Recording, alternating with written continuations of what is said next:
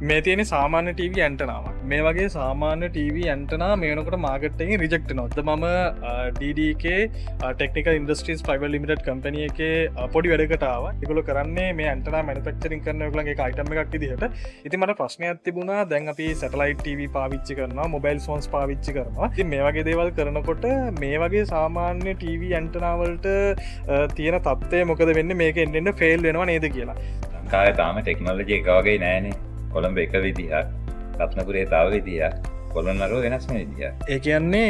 මේවට තවම මාකට් එක ඉල්ලුම තියෙනවා ඔව් ඒකනේ මම අවුරුදු 20 තාම බිස්නස් එක කරා මිනිස්සු ආර්ථිකයෙන් වැටිලා ඉන්නේ ගොඩක් මේ වෙලාවේ මිනිස්සු ආදායම් වේ ගන්නවා වගේ වියදම් අඩු කර ගන්නත් සෑහෙන්න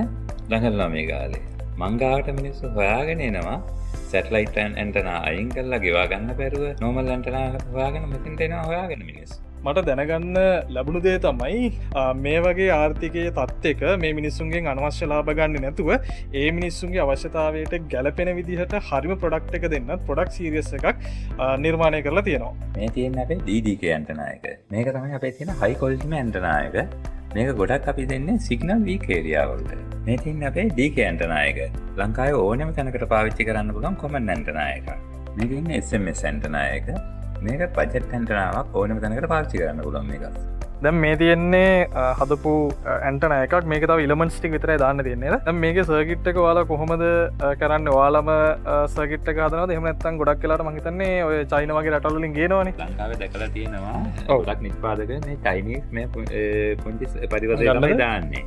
ඒක මේක මේ චයිනා සර්කිට් එකක් නේ චයිනා සර්කිට් එක ඕක තමයි ගොඩක් අය දාන්නේ නමුත් අපි PCB බෝඩ් එකේ ඉඳන් මේ විදිහට අපේම සර්කිට් නිර්මාණය කරලා තමයි අපි සර්කිට් එක හදන්නේ හරි කියන බෝඩ් එකේ ඉඳන්ම මේක නම තියෙනවනේ ඔව් ඒ කියන්නේ සම්පූර්ණ A to Z ටෙක්නිකල් එකයි වෙන්න ඕනේ ඔක්කොම මැකනිකල් වැඩ ටික ඔක්කොම වෙන්නේ අපේ බ්‍රෑන්ඩ් එක ඇතුලේ බ්‍රෑන්ඩ් එක ඇතුලේ